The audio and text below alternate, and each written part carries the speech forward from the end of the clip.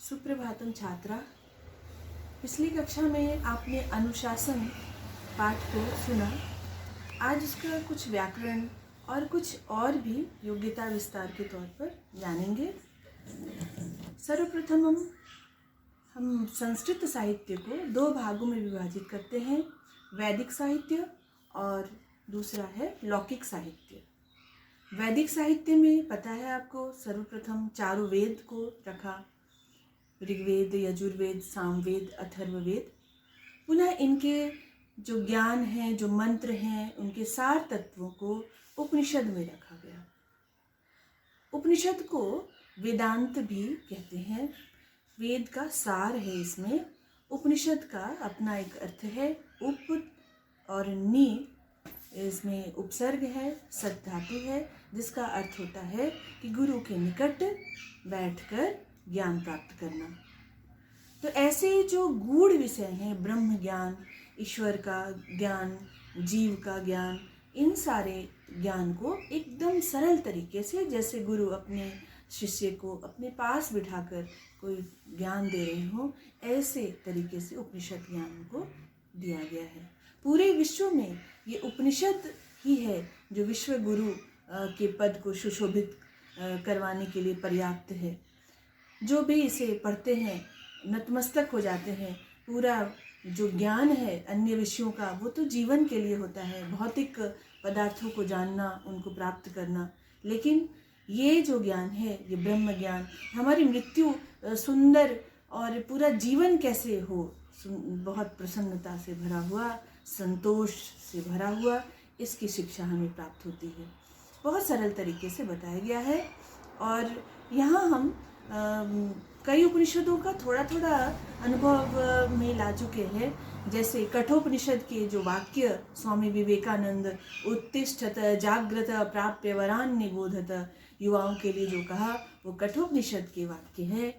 सत्यम वदति, जो हम लोग कहते सत्यमेव जयते, ये मुंडकोपनिषद के वाक्य है। कई ऐसे वाक्य, छांदोग्य उपनिषद की कथा आपने, आरुणि और श्वेत केतु की कथा पहले भी पढ़ चुके हैं आप।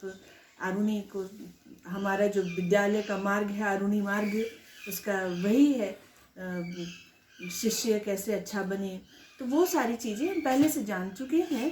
तो इस पाठ में हम व्याकरण के तौर पर और अच्छे से पढ़ेंगे इसको अभी। धन्यवाद। पठन्तु अवगच्छन्तु च। वेदं मनुच्याचार्यो अन्तेवासिनम् अनुशास्ति। अत्र एक पदम् अस्ति, संधि विच्छेदं करोमि। वेदं जोड़ अनुच्य जोड़ आचार्यः जोड़ अन्तेवासिनं पुनः अनुशास्ति। वेदम यानी वेद को, अनुच्य अर्थात पाठित्वा पढ़ाकर, आचार्यः आचार्य, अंतेवासिनम जो उनके अंतेवासिन का अर्थ हुआ जो ब्रह्मचारी उनके आश्रम में रहते थे, उनको अनुशास्ति पढ़ाते हैं, अंतिम अनुशासन उनका उपदेश दे रहे हैं। प्राचीन काल में जब ब्रह्मचर्य आश्रम में जब बच्चे पढ़ चुके रहते थे, तो जाते समय उनको क्या क्या निर्देश दिया गया वो यहाँ पर बताया गया है। सबसे पहले कहा सत्यम वद। अब यहाँ पर ये हम देखेंगे कि लोट लकार का प्रयोग बहुत ज़्यादा हुआ है, वद, चर, प्रमदः। तो ये आदेशात्मक है। वेद वाक्य आदेशात्मक हम देखते हैं, वो आदेश दिया जाता है, उसको हमें पालन करना ही है। उसमें हमारा अपना विचार नहीं उसमें सोचना है कि करें या ना करें।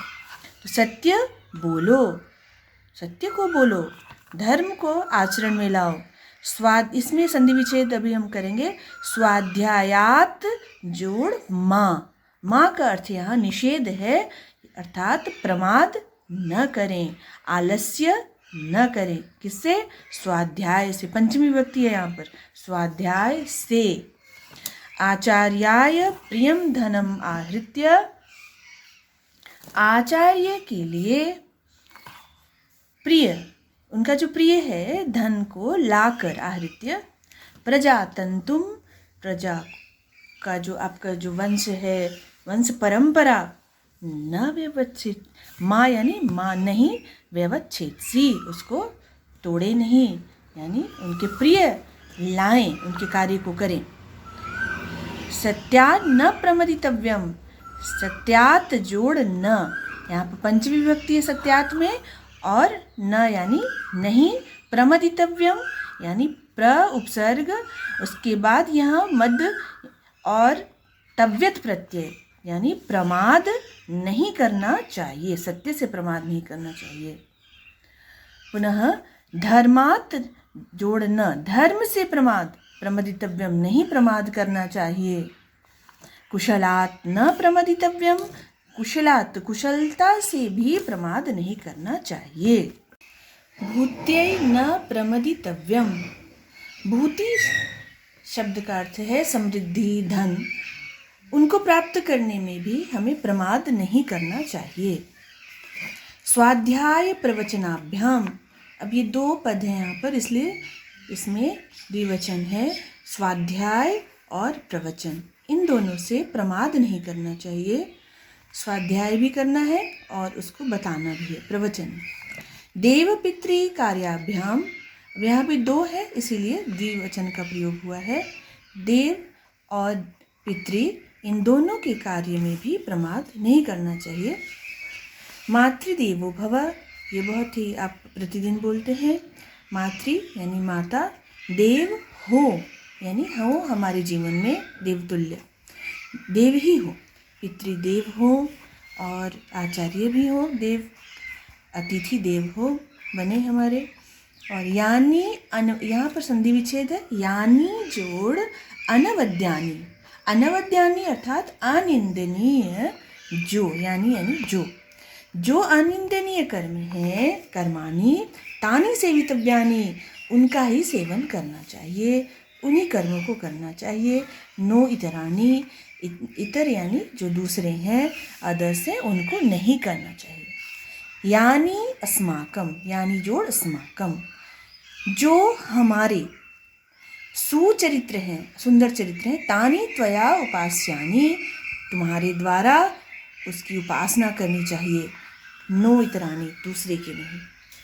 अथ यदि ते कर्म विचिकित्सा, और यदि वे कर्म यानी कर्म में विचिकित्सा यानी संदेह हो कि कौन सा कर्म करें नहीं करें, अथवा वृत्त चिकित्सा, विचिकित्सा अर्थात आचरण को लेकर कोई संदेह हो, वास्यात, तब हमें क्या करना है, ये तत्र ब्राह्मणाः सम्मर्षिणः, वहाँ जो ब्राह्मण हैं, सम्मर्षि हैं, युक्ताः आयुक्ताः, जो जुड़े हुए हैं या फिर जो निर्लिप्त हैं, अलुक्षाः, जो कोमल चित्त वाले हैं, धर्म कामाशु, जो धार्मिक हैं, तथा यथा ते तत्र वर्तेरन, वे उस सिचुएशन में, उस स्थिति में जिस तरह का व्यवहार किए हैं, तथा तत्र वर्ते था, वैसे ही हमें व्यवहार में अपना लाना है उस कार्य को।